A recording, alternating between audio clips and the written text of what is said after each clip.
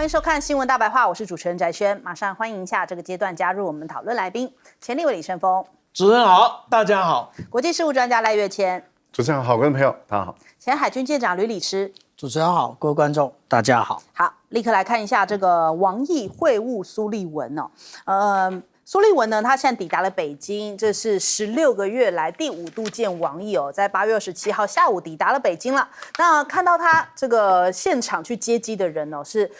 中国大陆的外交部美大司的司长杨涛，还有这个美国驻大陆的大使伯恩斯来接机。那苏立文的飞机哦，远远这样看过去，哇！红毯都没有看见哦，而且他抵达北京的没有没有红毯，也没有仪仗，没有鲜花，只有一条红线啊，还在地上。哇，这个真是一个很明显的这个暗示哦。我们设了一条红线在这边哦，你要清楚自己看着办吧。那另外我们看看这个苏立文这一次来到底为什么呢？可能有3个目的哦，一个就是习拜会，一个是这个台海、南海的问题，以及中美的贸易问题哦。那其实新一轮的战略沟通，双方在会前谈话都表达出，对于这为期2天的沟通呢，具有实质性的意义这样的一个期待哦。那要落实双方领袖避免竞争转变为冲突的共识。金融时报讲说，这是战略沟通管道的第一次哦。王毅有回应啊，他说欢迎苏立文访华，并且首次来华举行中美战略沟通，中美关系攸关2国，也牵动世界，要落实2国元首去年在旧金山会晤的共识哦，这是中美双方的共同职责，也是这一次战略沟通的主要任务啊。先给美国提醒一下，别忘了你那时候讲的话，不要每次变来变去都是你美国。那苏立文讲说，希望呢2国军队之间的对话能够扩展到战区指挥层级，因为呢华府希望借此防止台海等特定区域的冲突，期待透过这一次的战略沟通来进行富有成效的对话。那这个苏立文也替拜登在任期结束之前为最后一次习拜会来进行铺路可能也要询问看看、探一探这个时间点或者是可能性那再来，我们看看中美贸易现在到底是谁需要谁比较多呢？因为你看看波音的态度可能可以略知一二。波音呢，他们讲说接下来20年，就是他们讲到未来的展望，应该中国大陆的机队规模会将近10000架，会变成全球最大的航空市场。所以波音就表示呢，他们就是很看重这个中国大陆市场，未来20年还需要8830架的新飞机用于替换或是成长。那所以他们就讲说，包含了像是737 MAX 等载体飞机也是很希望能够在这个中国大陆的市场能够受到广泛的使用甚至呢，他还夸起了 C919。因为现在中国大陆的 C919 真的是已经在这个世界各国已经引起了瞩目，然后在国内有越来越多的航线在起飞了。那我们来看看他的讲法。Okay, so first of all, congratulations to Comac on delivering the C919 and obviously, hopefully, delivering to more customers in the next week or so. Earlier, that competition is good. Competition just forces us to continue to get better with the products that we offer. I think the C919 is another example of innovation. There's so much demand in the market that I think that capacity is all needed for airlines to continue to serve the demand that they have. 好，所以这个波音为什么要讲这一番话呢？可能也是因为他现在真的在世界各国，大家对他的不信任度非常的高，所以他希望能够抓住中国大陆的市场，不知道能不能奏效就是了。但是我们来看看，又有新的意外发生就是波音757在周日的时候，拉斯维加斯飞抵亚特兰大的机场呢，有工人在周二清晨为这个飞机拆卸轮胎的时候，结果轮胎突然发生爆炸，造成惨剧导致2死1重伤。目前还不知道爆炸的原因，就连现在荷兰的航空公司都表示不再使用波音公司生产的飞机所以接下来恐怕这个订单又要再掉一波了。那台海、南海现在的冲突升温那当然这个不外乎是菲律宾现在跟着美国，然后一直跟中国大陆在那边拉扯。那我们看一下这个路透社讲说，有一份还没有公开的台军方面的内部研究报告指出呢2023年，中国大陆在西太平洋地区各项演习的花费超过150亿美元，大概是4500万台币左右，大概占了大陆的国防预算的7%，显示出来就是北京在台湾以及就是周边有非常积极的军事投入。那这是路透的报道啦。那另外，这个菲律宾就讲说，这个中国大陆的船舰集结了160艘，我们现在在这个地方感受到一种威胁。他说，中国是东南亚地区国际和平最大的破坏者，扣了个大帽子他说，所以接下来菲律宾要跟美国进一步来强化军事合作，而且要将这个共同防御条约的解释范围扩大，来因应中国大陆的威胁。那这样的一个讲法，大陆外交部立刻就讲说，你在颠倒什么是非呀？希望菲方不要再继续上演这种颠倒是非、倒打一耙的拙劣戏码了，就被林健给反呛一下。那还有呢，美国的印太司令部的这个帕帕罗这个司令，他讲说，美国的舰船可以护送飞船只到南海来执行补给任务人家讲说这是在拱火吗？还说这是完全合理的选择所以美国好像一直在拉高冲突，是不是为着什么样的目的性呢？还是这个让他们的军工这个复合体更能够发大财了？我们先来问一下盛峰哥，盛峰哥怎么看这次的苏立文访华？我想全世界都在关注这一件事情。那我们先从一个大的方向慢慢把它看下来。苏立文跟王毅应该是中美战略沟通最高的话事人，他们两个讲话再不算数那大概什么都不算。但问题是这4年来讲了5次话，然后惊涛骇浪不晓得在讲的结果是谁与谁不信呢？所以我们来看看在整个的大局出现了一个什么情况，就是中国大陆是信守承诺，而中国大陆每一次就要提醒美国，你讲过的话，你要记得所以是信守承诺跟失格之间的对比。第二个呢，就是美国在这4年来不断的采取进攻，等一下封锁这个，等一下禁止这个，等一下卡这个，出手的都是美国，中国大陆都是因应你做了我来因应。所以在这个时候，照道理讲，那个进攻方应该是点看你怎么办，怎么忽然进攻方要跑来对被进攻的人说我要来看你，我要来看你，这什么意思这什么意思？这代表这个进攻完全没有办法达到他所想要的目标，他才会有这样的压力嘛。第三个呢，一个大的格局来看呢，就是中美之间，一个仍然在世界到处拱火，一个在世界到处创造和平的条件，创造和解的条件。那从这一个情况下，中美双方在这一次的博弈里，不管美方掌握了多大的话语权，凭良心讲，在我的看法，道德上你已经失去了高度了。对，所以你来了，人家给你画红线，不给你红毯，嘟嘟啊好娘啦，台湾话叫做嘟嘟啊好娘。其实不只是他啦，从布林肯到我都把它叫做雷蒙多，是吧？雷蒙纳是吧？唱错。那商务部长雷蒙多在这个爱人他们来的时候受到的待遇，很抱歉，几乎都是红线没有红毯。为什么？这绝非中国的待客之道。从某一个角度来看，一定是你要来的，不是我希望你来的。我希望你来了，我一定是礼义规格对待嘛。是你抢着要来，我还给你个面子，说我邀请你。那既然这样子，你既然要来就来吧，我不拒绝你。所以从这些里面都展现了一件事：不断的在出手的美国，面对的不但在迎战的中国，被动因应的中国，结果出现的是那个出手的人是想方设法要来对那个他出手打前被打的人呢，要来谈什么？那你不觉得这里面就很吊诡的问题就已经摆在那个地方了吗？更何况今天从拜登的角度来看，你已经不连任了。从某个角度上，说你是垃圾时间的总统是比较不好意思了。那说你是看守总统，差不多了啦。因为一朝君子一朝臣，马上要谈。那这个时候习拜会什么呢？有几个意思。好像没什么意义。第一个是形式性，因为美国自从这个尼克森之后除了卡特没有以外，每一个总统都在任内都有到中国正式的国事访问，他是唯一没有的一个。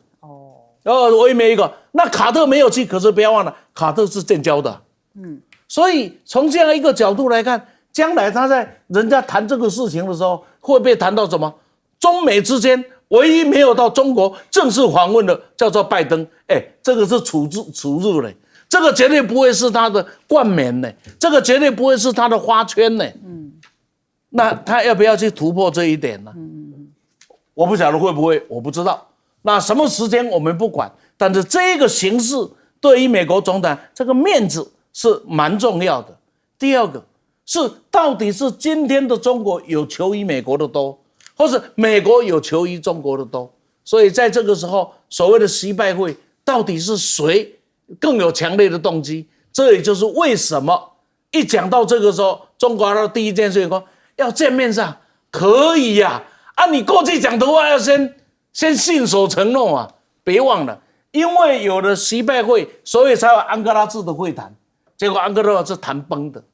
因为了习拜会第二次的线上会谈谈得很好，结果一个气球有没有又崩掉了？然后呢，这个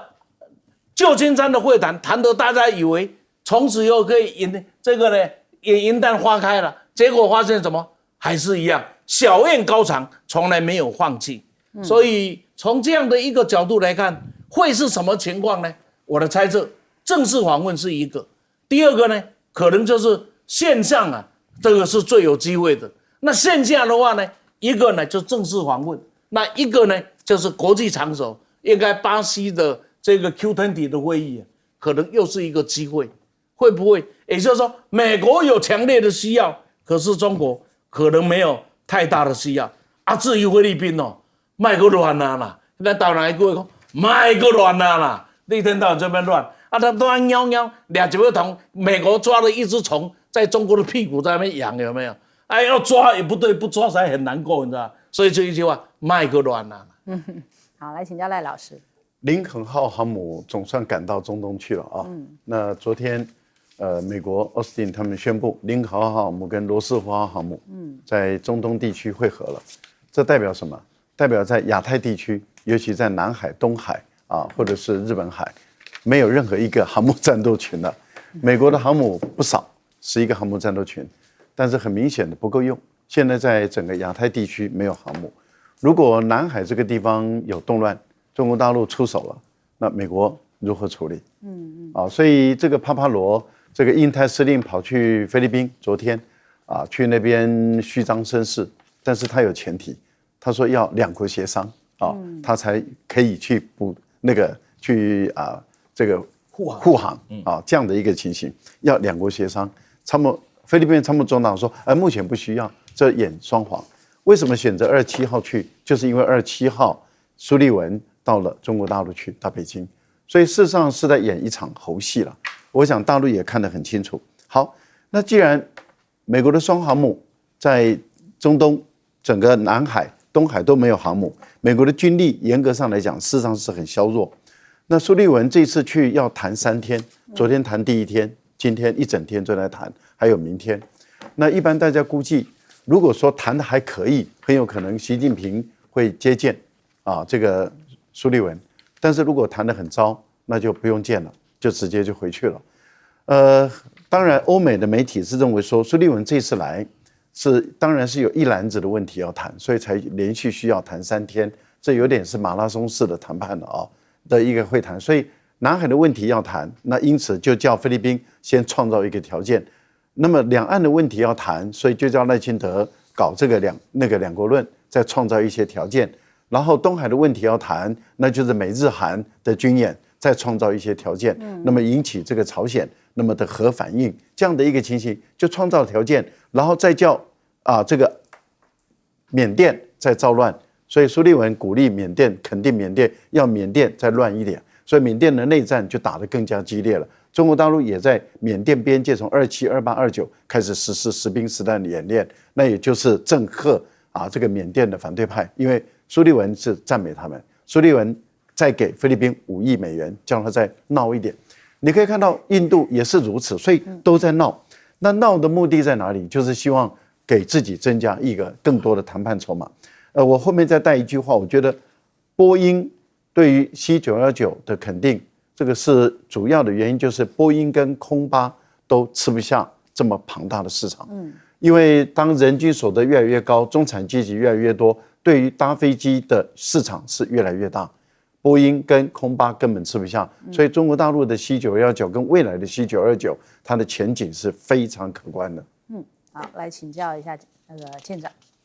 我们刚刚从那个影片上面，我们听到一句话叫做 "competition is good"， 竞争是好的。这个是从波音的营销副总裁嘴里讲出来的。美国也常常讲这句话，美国的从上到下都常常讲这句话。但是你面对中国的崛起，你吃得消吗？你其实是吃不消的。然后所以开始搞小院高墙，其实也就是卡脖子嘛，对不对？也就是说，其实面对中国的崛起，美国它完全没有办法因应啊。那有关于这一次苏立文到中国大陆去，我个人的看法是毕业旅行，然后呢，大家难有成效，因为我跟你一个即将要结束的政权有什么好谈的呢？然后其实最后呢，也就是握手道别，你们以后也不会来了，大约就是如此。那个今年11月的里约热内卢的 G20 峰会约略也是如此。那刚刚讲到这个有关于路透社的访问，我是接受访问的其中一位，它里面只讲2位，我是其中一位。那我里面特别提到了，也就是很多专家学者讨论中国大陆的这一些国防预算，其实我觉得那个是没有成效的。为什么？因为中国大陆它有非常多的研发，其实不在预算之内。怎么说这件事情？例如说，我们现在所看到的中国解放军，它所有的船型，除了那个中国船舶集团之外，另外也就是中国电子科技集团所研发出来的，这2个都不在，这2个国企的预算全部都不在国防预算之内，所以研究这个其实没有意义。那也就是说，我们只能看到一个趋势，因为一般来讲，科子目变动不会太大。那只有中国大陆如此吗？不，台湾也是如此。台湾有多少的机密预算没让我们看到？然后我想请问一下，有关于国防大学以及三军官校的部分的预算，你真的有放在国防预算里面吗？全部都在国防预算里面吗？还是有一部分在教育部的预算里面呢？所以我们这样讲，大家都一样，只能看趋势而已。好，我们先休息一下，广告之后马上回来。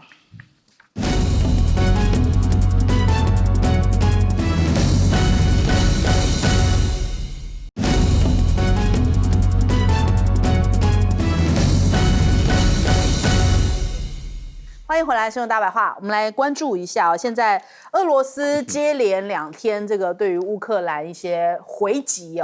连续2天大规模轰炸，现在乌克兰多座城市已经是停电，然后这个电网啊、士气都遭受到严重的打击在26号的午夜左右，有数百枚的飞弹跟无人机袭击，持续攻击到黎明那现在目前乌克兰的空军司令透露，这次的袭击至少造成了7人死亡，而且已经很多城市都已经断电的情形，甚至呢，他们的飞弹还直接炸了基辅的水坝。俄罗斯的反击这一波非常的凶猛37亿吨的水，现在大家担心说会不会这个亚当水坝如果一旦坍塌的话，可能这个37亿吨的水就会淹没这些城市，而导致数十万人会遭受到生命的威胁。那另一方面呢，我们看到一些军事专家在分析，乌军呢，他们现在想要攻库尔斯克，是不是想要用围魏救赵的方式来解套呢？但是看起来好像没有奏效乌军攻库尔斯克围魏政策，但是呢，俄罗斯并没有去救。反倒是俄罗斯去攻其他地方像俄军最近的一些进展，就是在顿内茨克里面的这个托雷茨克市呢，这边有一些猛烈的攻击，所以你攻我这边，我打你另外一边，就俄军好像并没有就是在这个乌克兰预期的一个反击的这样的一个方式来回应那再来，俄罗斯的外长讲说，西方你们正在玩火，因为西方已经跨过那一条俄罗斯所说的红线了。你们不但提供武器，而且还这个支持乌克兰打入了俄罗斯境内哦，他就喊话，他说接下来哦第3次世界大战如果爆发的话，绝对不会仅限于欧洲。这番话感觉上人家解读不止欧洲的意思是你美国也要小心一点了。那再来看看这个泽伦斯基现在还要向美国报告吗？有一个最新消息哦，就是乌克兰逆袭现在已经占了俄罗斯近1300平方公里的土地，那俄军也是急调了3万人，3万兵力哦，来这边进行协防。那乌军的 F-16也迎来首战，泽伦斯基讲说有击落一些俄罗斯的飞弹跟无人机。那乌克兰他们现在新的无人机哦，有公布一下，对外讲说它的一些射程范围，那攻击范围可以达700公里。可以攻到大概估计哦，他们说有230个俄军的军事目标都是在他们的攻击范围之内。只不过现在另外一件更担心的是说，他们的交火点哦临近核电厂，恐怕呢外围没有这个保护壳哦，会引发这个核爆，会不会造成附近的这种辐射异常啊？那所以现在大家都积极在监测，就是说避免这个战事哦真的是波及到核电厂，恐怕会引发更严重的后果。泽伦斯基还提到说，9月份的时候会向美国提交胜利计划。他说呢，现在目前正在进行的这个库斯克入侵行动哦，就是这个胜利计划的其中一环。那里面呢，其他事件也包含了乌克兰参与全球安全基础设施啊，透过外交手段来施压俄罗斯结束战争，所以他感觉自己胜券在握，还有这样的一个胜利计划。那但是人家讲说，这个9月底哦，应该很明显是为着美国大选的时间点，就是要在9月份的时候，因为11月就要投票的话，所以他必须得要在这时候让大家觉得他有胜利有望啊，才能够不论接下来是谁当选，才能够继续支持乌克兰哦。那再来，美国感觉好像说一套做一套哦，我们看看这几则报道。五角大厦跟俄国的外交部发出警告的时候，同时也在保证说，我们要跟你俄罗斯作战哦，我不打算要跟你俄罗斯冲突哦。就一方面就是，我警告你不可以怎么样怎么样，但是我没有要跟你打仗哦。就是人家讲说，你美国好意思讲这番话吗？还说美国不打算解除乌军使用美国武器深入俄罗斯打击的限制哦。也就是这个事情，你要找就去找乌克兰吧，跟我美国也没有关系，一直在划清界限。一方面我好支持乌克兰，一方面又说，那是乌克兰的事情。所以人家讲说，美国好像就是这样子的一个做法哦。那纽时也指出，苏利文可能会敦促中国大陆减少对于俄罗斯的支持。美国跟北约说，这种支持会导致俄罗斯战争哦，就是你等于说给他一个金援上的支持，或是贸易上的往来，没有办法断掉他的一个后援呐。那现在已经进入到了第3年了，那所以他们就是想要甩锅，就是说这个事情就是你中国大陆有责任呐，是不是有逮着机会可以来找中国大陆的麻烦呢？那另外这个我们看到美国掌握到平壤也有援助俄罗斯，五角大厦讲说，这个北韩就是俄罗斯入侵乌克兰的同谋。反正现在就是处处在找说，你中国啊、北韩啊，你们通通都是站在俄罗斯那一边的，这样是不是方便美国继续来找茬呢？那另外，这个我们看到中国大陆讲，俄乌战争其实跟我们没有太大关系啊，应该是说。就是某些国家在鼓励这件事情，各国担忧这个俄乌冲突升级外溢哦。其实呢，俄乌背后是军工复合体的代表，这个全球战争体系在操控着。那首先我们来请教一下赖老师，赖老师怎么看？当乌克兰往北打打到库斯克的时候俄国认为就是美国跟乌克兰同盟一起打，所以战争就再也没有约束了。过去是约束在乌东地区嘛，那现在没有约束，所以普丁很明显的就下令对于整个乌克兰全境，包括西乌克兰就是西乌西的部分全境10几个州的基础设施进行轰炸。那这一轰炸是有效的，所以很多的这些炼油槽或者是炼油厂，还有发电站，还有变电所都被攻击被摧毁。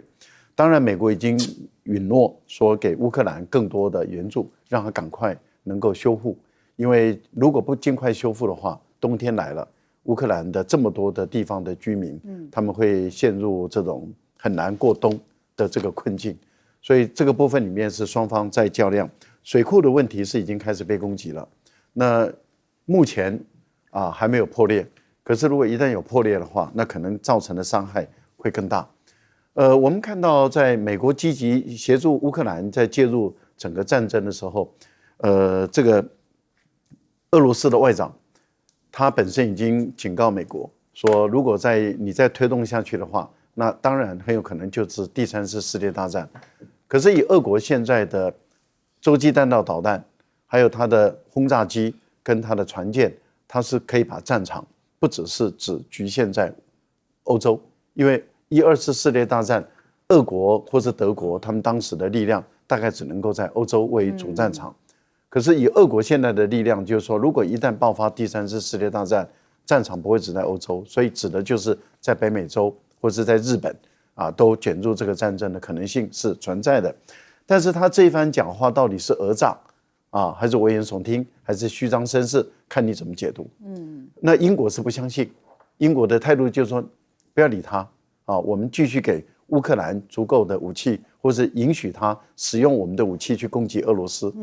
那这是英国的态度。可是美国的态度比较谨慎，美国认为还要再想一想，还要再评估。所以我们看到五角大厦的回应，就是说，对不起这是场代理人战争，不是你我的战争，是透过乌克兰跟你打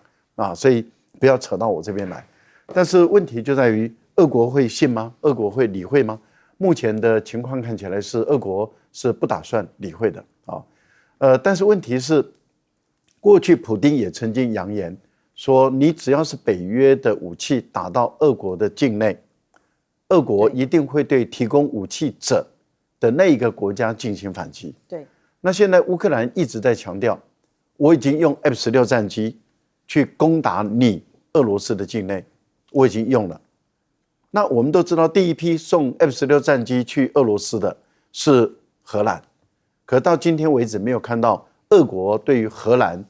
实施反击、实施攻击，所以这样的情形就使普丁的前一次的讲话就变成是讹诈了，也就是没有兑现。因为他说，我一定会对你这些小国，给武器的小国，我一定会实施攻击。可是现在已经证明了，是荷兰提交 F-16战机是第一批的，那第一批也拿进使用在乌东地区的北方俄国境内的库斯克的战场，那为什么你没有对荷兰进行反击呢？所以就使很多人认为，那普丁的话不可信，所以还是可以继续再加强。现在的泽连斯基的胆子更大了，他说放开我任何限制，让我自己研发的导弹可以打到俄国的境内，那这样的话，我可以保证，我可以摧毁俄国的大部分的武装基地等等，可信吗？那问题就在于，俄国现在的思考点已经是打算不排除使用核武的问题了。也就是说，如果我的设施或者我的核电站我受到你更多的攻击，那我已经不排除我会用核武来进行反击。这个时候在欧洲或在美国有没有可能就爆发这种核战？这风险事实上是在升高嘛。不过你信还是不信的问题嘛。你不信就继续玩下去，可是你一旦信了，你就不玩了。可是问题是，如果你不信玩下去，而他果然用了，那怎么办？现在问题就在于还有另外一个口子，那也就是在于白俄罗斯这边的。白俄罗斯也在乌克兰的边界，尤其在基辅附近也开始在举行军演了。瓦格纳的军队部队也已经到这个地方来了，会不会白俄罗斯也卷入这场战火？所以乌克兰有没有可能会更扩大？我觉得还是要去观察。好，来请教舰长。大家常常讲就是库斯克，俄罗斯基本上来讲好像没有防守，对，他没有防守，他就是空城计。那也就是说呢，我们来看最新库斯克的状况这个是26号，上面这张图是26号的状况。26号你有看到库斯克在这边有曾经发生过任何冲突吗？没有，而且呢，车臣部队还在这边救回了51人。那我们来看28日，也就是现在所公布的最新的内容。那有在这个库斯克地区发生任何的冲突或者是战斗吗？又没了。那其实只有在这个比尔哥罗德州这边，他宣布了，现在就是俄罗斯宣布这里现在是禁区，就是大家都不得进去。为什么？因为他可能发现了，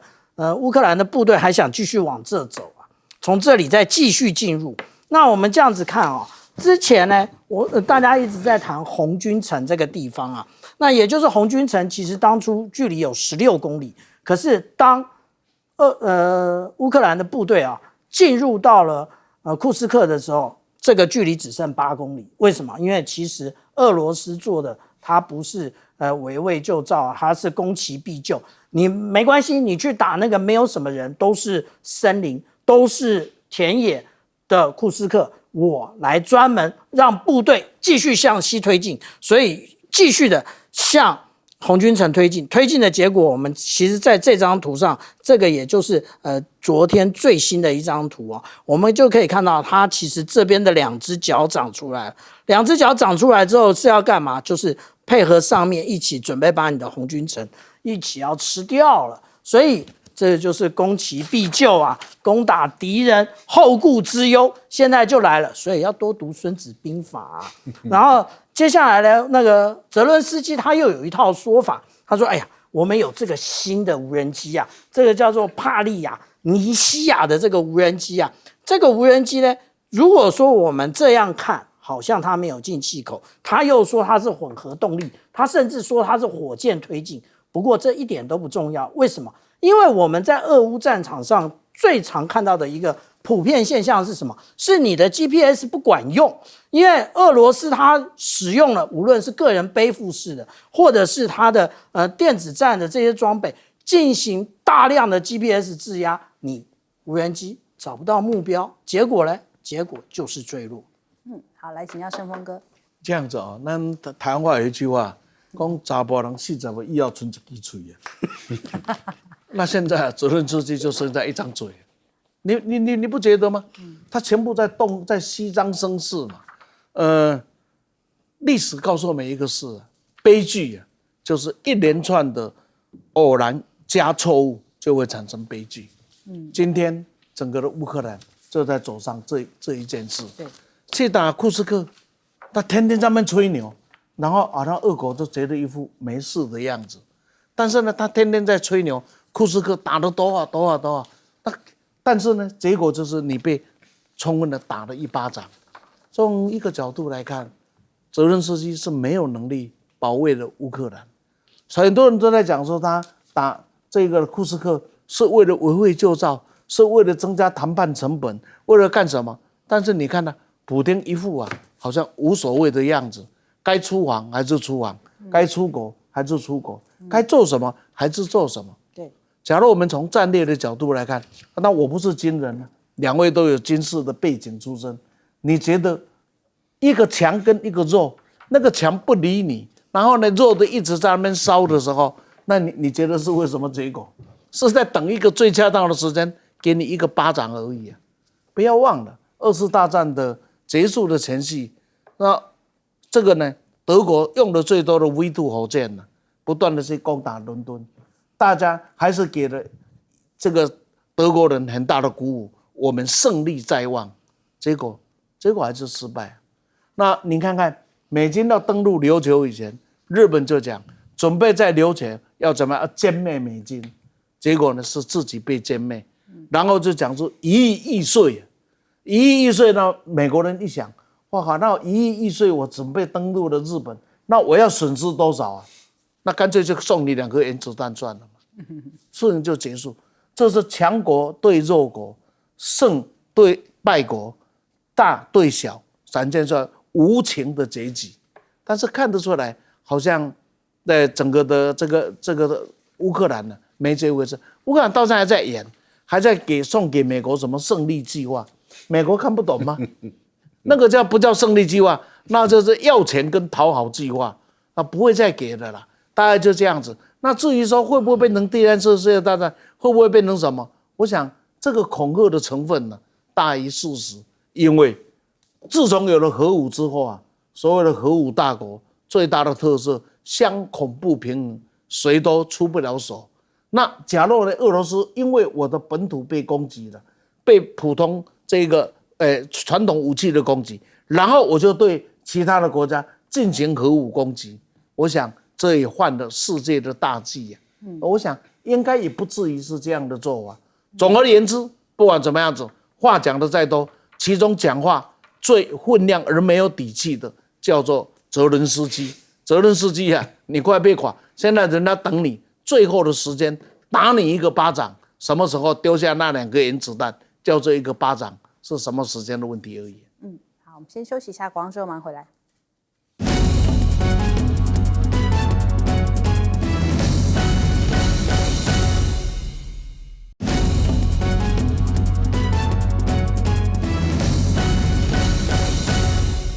好，黑神话悟空已经带动了全球现在的这个游戏热潮哦。我们来看一下它的总销量已经又在往上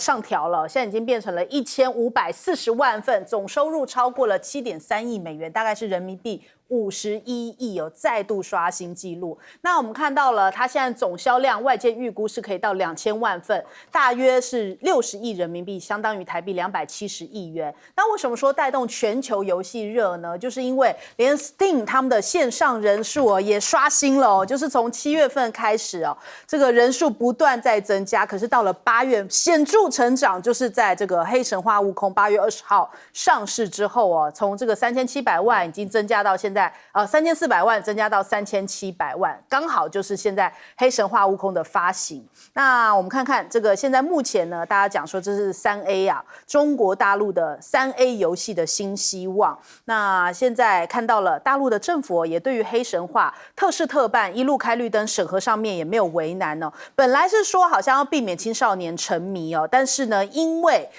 现在这个黑神话悟空的这个登场啊，反倒看到很多官媒，像是新华社啊、央视啊，还有人民日报啊，都有集体发声点赞。那么台湾呢，很多人在等啊，因为现在台湾只能在 Steam 上面买，然后有一个消息出来了，他们说现在已经开放预购啦，在 PS 上面哦，就是已经 PS5 有实体的游戏预购。我去查询了一下，目前在 PC Home 跟 Momo 都已经开放预购了，但是上市日期还没有写，所以大家已经可以去预购这相关的这个游戏片了，大概今年底之前一定会发售，所以绿营也挡不住这个悟空热在台湾烧了起来。那另外呢，人家讲说，其实这个黑神话悟空也有一个隐喻，就是暗喻了中美的角力。他故事里面讲的是说，悟空呢取完经之后，不愿意一直待在天庭里面，被天庭压迫束缚，所以后来自己的化身就是身陨之后，变成了6块宝物啊，出现在世间，这就是这个故事的开始。也就是说，第2代的悟空啊，要去寻回这6块宝物。那人家讲说，稍微敏感一点的玩家都可以感觉到说，这就是现在世界局势的一个隐喻哦。美国就像是这个西方集团呐，就在这个游戏一开始的时候，哇，这庞大的这个集团要打压一只这个齐天大圣悟空哦。那虽然当时悟空曾经败了，可是第2代现在的这个新一代悟空，也就是新的天命人，就象征着是中国人对抗欧美的围剿。那什么样叫做天命人呢？天命人在他们定义来说，就是这个非常的超群，非常专业，而且很自信，积极乐观，面对各样的困境不会屈服，会用智慧去处理，顺利的度过，甚至完成自己的使命。这就是现在的天命人。那感觉上面就像是新一代的新中国，就像是一个新的天命人角色来对抗美国的围剿，这个欧美集团的围剿。那人家在讨论说，其实这一次黑神话悟空的音乐配乐获得了盛赞，这个云宫迅音哦，也在国际间迅速走红，有非常多外国的一些这个音乐的评论家啊，他们都在讲说，哇，这就是传说中天庭的交响乐吗？而且哦，他们就是还有很多在网络上面发表说，哎，这个点评这个音乐做的有多么的棒啊，赞叹，甚至呢，连这个往生咒前几天我们有播放，那很多在网络上面红翻啦，就是说，哇，超级洗脑，就感觉上面一听之后就会好像一直这个旋律在你的脑海里头忘不掉。那连这个英国的歌手也把这个往生咒做了一首歌，我们来听听看。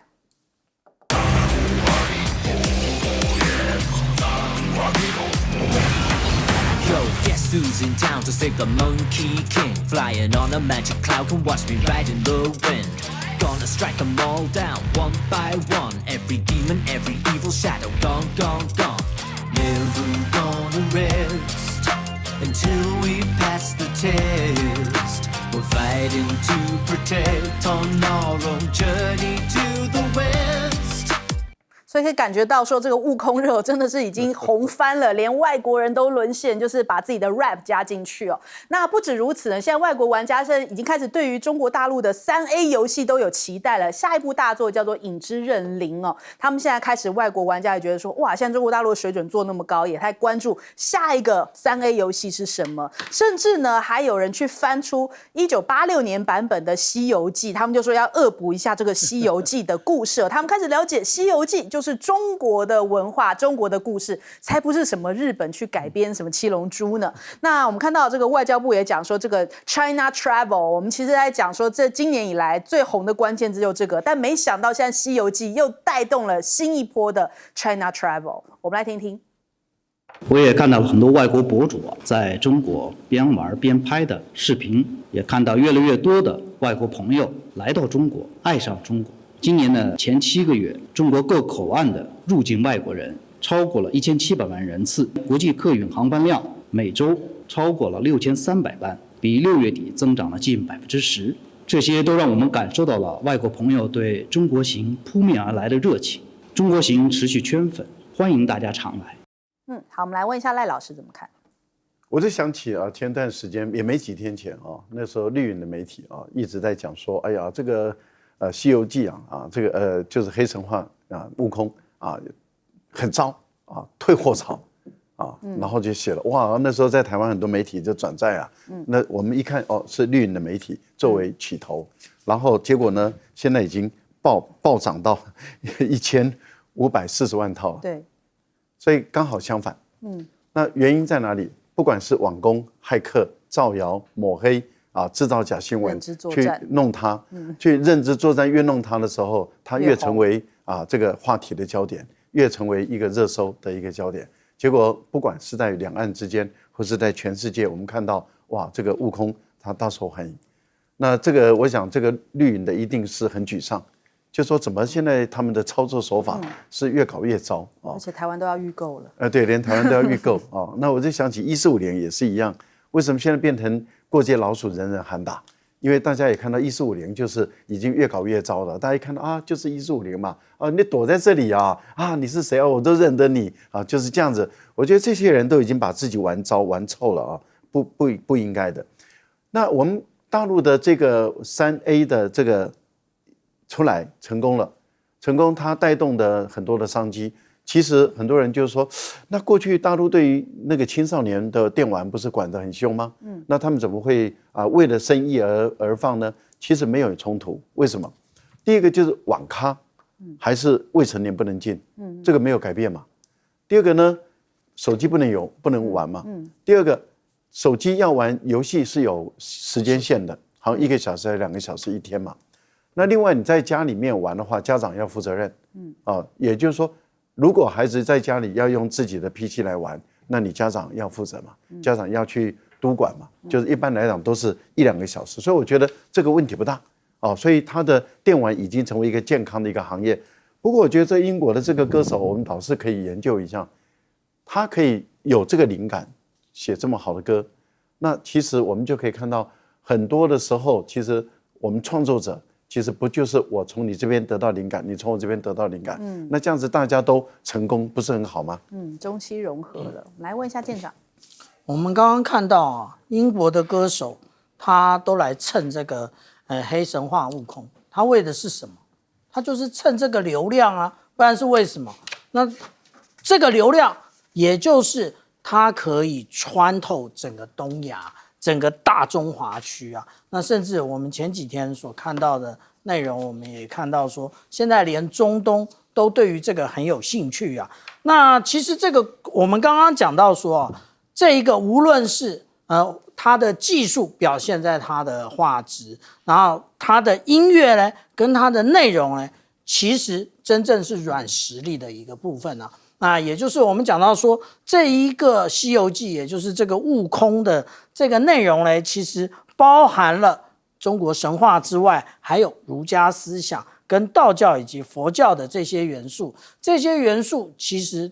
虽然我们看的都是武打场面啊，但是总有一些正面劝人向善的部分啊。那这个我们讲到3A 级的这个游戏啊，花了这么多的钱，那也花了这么多的时间啊。那但是呢，我们看到市场的反应啊，非常的好，也就是反映在我们台湾股市也就是华硕它的股价，那26号上涨 5.2%，27日上升 1.47%。那我们讲到技嘉也是这样，那微星上涨了 3.4%啊。那也有的观察家说，这个这么贵的一个硬体啊，真的大家都会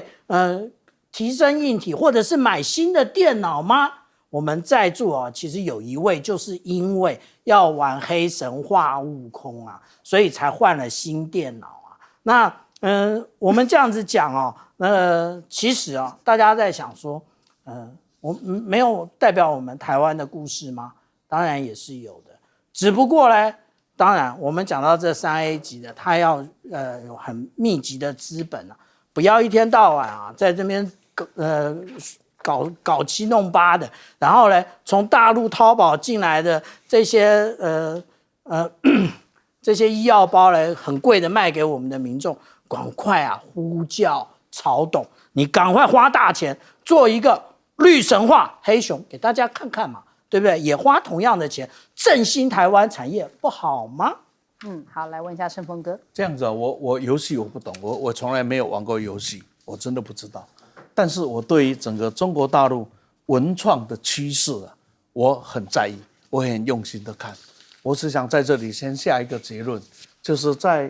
从现在开始，在未来的10年以后，大概中国的孩子不必要再依赖格林童话跟哈利波特了。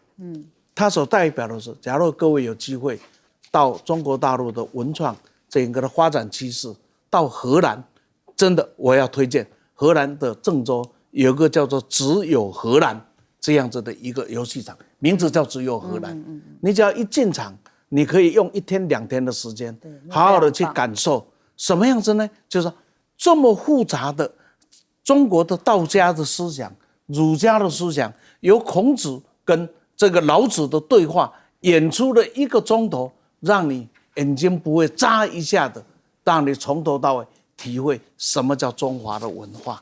然后从进场的第1秒钟，你所看到的一切的布置，你发现，假如你从小开始浸淫在这样的环境中，格林童话对你怎么会有吸引力呢？哈利波特对你怎么会有吸引力？我从小就鼓励我的孩子要看这一个《西游记》。因为《西游记》里面是充满了幻想，充满了让小孩子不受限的幻想。你看一个筋斗云一翻，就是地球可以绕3000万的，什么跟电一样快，那个就完全超出我们一般思维的幻，但是他做到了。所以从这样来看，中国里面既有相当多文艺创作的元素在这里。我们再拉回来谈一个政治上的一个问题，今天要搞台独，不必要气中。一个没有中华文化的台湾文化，那个文化是非常非常的贫乏的。一个没有中华历史的台湾历史，